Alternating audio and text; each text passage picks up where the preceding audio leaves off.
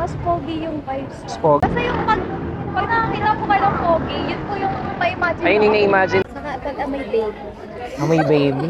Kung papipiliin kayo, gwapo o mabango? Johnson's baby powder lang pala. So, fragrance battle, nakita nyo na yung Eros versus Sauvage. Ngayon naman, Sauvage versus Dylan Blue. Sobrang promising na ito for me. Personal, mga gusto ko to na pabango. So, tignan natin kung ano yung magiging reaction ng mga matatanong natin ngayon. Okay.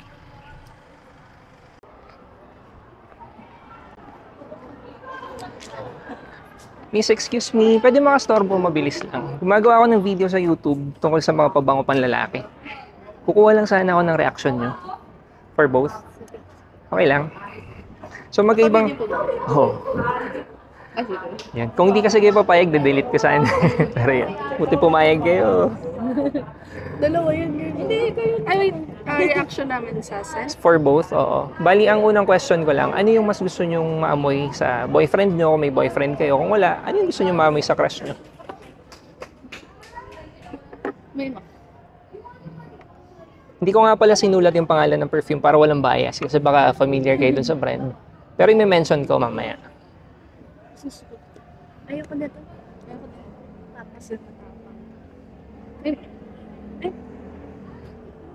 Parang pag tumagal siya, parang matagal. Yung number 2. ako wala. Wala kang type. Okay. Medyo pareho silang matapang for you or Gusto ko sweet lang. Ako yung 2. Sweet. yung 2 yung mas gusto mo? Tapang ka lang. Patayin nga ako na. Ay, paano? Oh, yung 2 din ako. Yung 2 din. Parang sa una lang matapang siya. brand review. Sa una matapang siya, pero pag tumagal siya, yung parang Pili ko pa mild na nag-set. lang. Oo, no. Di ba may mga pabang pag tumagal? Oo, mas mabang. Okay. Yung number 1, yun yung Dior Sauvage. Yung number 2, Versace Dylan Blue. Ah, okay. So siguro mas familiar kayo sa Sauvage. Yung si ma'am, kaya hindi niya siguro type, baka gusto niya yung mas matamis. Yung hindi masyadong sharp. Mas citrusy kasi sila pareho, mas fresh. Ganun. So yun. Papagradean ko na rin kung ano yung score na ibibigay niyo sa kanila. Both. From 1 to 10. 10 yung pinakamataas.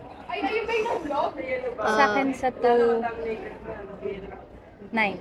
9. Sa 1, 5. Sa 2, 8. Mas gusto mo pa rin yung 2. Sa 1, Sa 1, 7. Sa 2, yung 8. 1, hindi ka bet. Ano ulit? Sorry. Sa 1, 7, 2, 8. 8. Okay. Question, bakit mas binigyan mo to ng 8? Ay. Naman siya, mabango, pero hindi ko siya bet.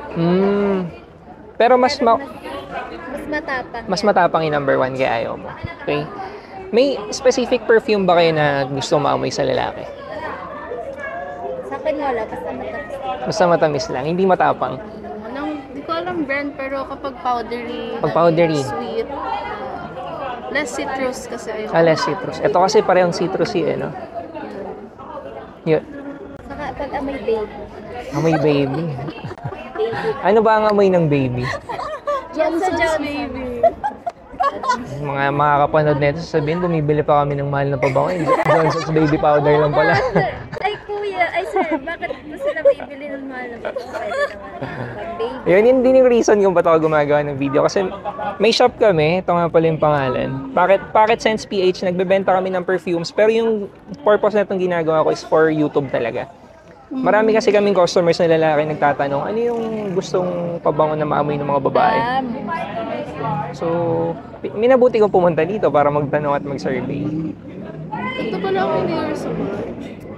Yun pala, first time ko siya naamoy. Mas bet ko yun. Mas bet ko rin yung 2. Kung papipiliin kayo, gwapo o mabango? Both. Both eh. Galing magkakaibigan talaga kayo. Pag mabango lang okay, tapos pag makita mo yung mukha maasura. Ano yan kapag may dumaan tapos mabango, nilingon mo, tapos pagalingon mo, hindi ko pala type. Balik.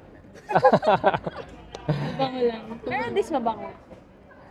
Mabango. Maraming Ako na rin. maraming salamat sa mga reaction niyo. I-upload to sa YouTube.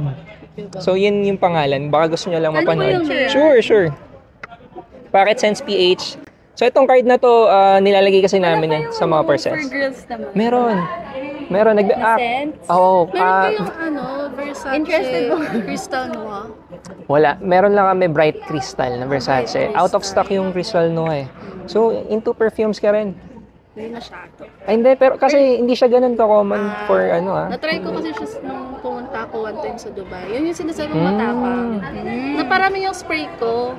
Tapos sobrang tapang. Amoy nila kahit ganun sila kalayo. Misconception kasi minsan dapat madami yung spray, no? Pero minsan mali kasi less is more minsan sa pabango. Yan. So, baka gusto niyo lang i-check mamaya or bukas. Thank you, Thank you po. Eric nga pala yung name ko. Sige, thank you po, Sir Eric. Excuse me po. Pwede makastore po saglit? Gumagawa lang ako ng video for YouTube. Perfume reaction lang from girls. So, may dalawa akong perfumes na papaamoy sana sa inyo. Tapos kukunin ko lang yung reaction. Okay lang. Parang nagkahiyaan. So, yung question ko lang is, ano yung mas gusto nyong maamoy sa, kung may boyfriend na kayo, sa boyfriend nyo. Kung wala pa, sa crush nyo. Ito nga pala yung camera. Number 1. Pwede matanong kung bakit? Parang ano po, mas pogi yung vibes. Pogi. May malinis ba? May fresh? Sorry. May follow-up question pa. Kasi parang ano po siya, fresh na something. Basta yung pag nakakita po kayo ng pogi, yun po yung ma-imagine Ayun yung na-imagine mo. So, yung number 1 is yung Dior Sauvage. Yung number 2, Versace Dylan Blue. Pwedeng paskoran ko lang. Gradean mo lang sila from 1 to 10. 10 yung pinakamataas. Ano po, ito po mga 9 out of 10. 9 out of 10. Ito po mga 7. Okay. Gusto nyo? Ayaw, nahihiya. Ano? Ay, sensitive. Okay. May specific perfume ka ba na gusto maamoy sa lalaki? Bukod dito. 7. Wala naman. Wala. Okay. Last question. Kung papipiliin ka, mabango o gwapo? Hindi po ba pwede po? Pwede naman. So, yun lang. Maraming salamat, So, yun. Walang audio yung ibang video dun sa street battle para sa Sauvage tsaka sa Dylan Blue.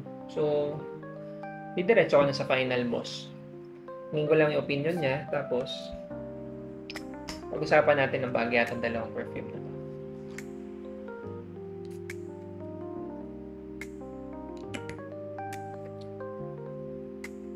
Sauvage. Dami pa na. May video kami ginawa kanina eh. Namoy niya yung Sauvage kanina, kaya pamilyar. Pear. Dylan Blue. Naamoy mo. Ito talaga clean, malinis, fresh, manly. Yung Sauvage. Yung Sauvage. Pogi, ganun. Okay. Pero actually ito matamis. May pagkamatamis. Yung Dylan Blue may pagkamatamis. Fresh din. Fresh din. Okay. Clean actually. Kung pipili ka for a teenager, alin yung bagay? Ang hirap hindi. Parang close enough sila eh. Okay. So parehong parang bagay sa Bagay, teenager. oo. Close enough. Oo, close enough sila. Ang hirap. Kung i-rate mo sila, 1 to 10, kung sila yung magkalaban.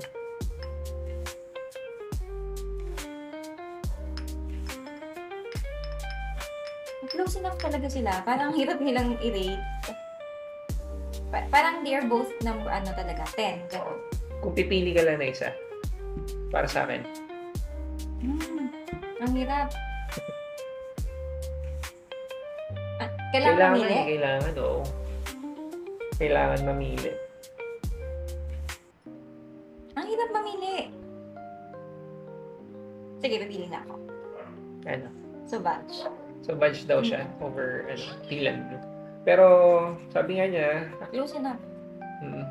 so kung wala akong Sauvage, okay na substitute. Oo. Dylan Blue. Oo, actually. Vice versa. But mas, mas pricey. Ganun ang price. mas mahal yung sa Vans kaysa sa Dylan Blue. Pero, magkano lang ba? Siguro mga approximately 2,000 price difference nila. Mas mahal yung sa Vans. Malaki. Nang ganyang kalaking bottle? Hindi. Kapag parehong 100 ml. Ah, okay. Ito kasi 200 ml to. Siyempre, pang decan.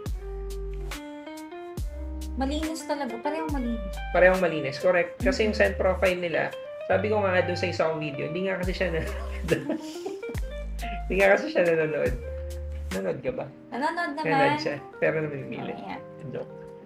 So, hindi. Ang komento ko kasi dyan, para sa akin si Dylan Blue, yung younger brother na ito, parang si Savage kasi yung mas kuya sa kanilang dalawa. So, kaya ako tinanong kanina, alin yung mas bagay sa teenager? Kasi para sa akin, Dylan Blue yung mas bagay sa mas bata. Pero parang parehas sila ng DNA set. Parang Parehas daw ng scent DNA. Pwede, para sa akin lang, ang pagkakaiba, mas aggressive, mas rough si Savage. Si Dylan Blue para sa akin mas leaning towards pag-good boy. Pareho silang amoy malinis. Pareho silang may malinis, yes. Pero eto na, nakakapik ako dito ng medyo may tamis. Correct. Yun pa isang difference nila. Kaya para sa akin din, in terms of versatility, lamang si Dylan Blue.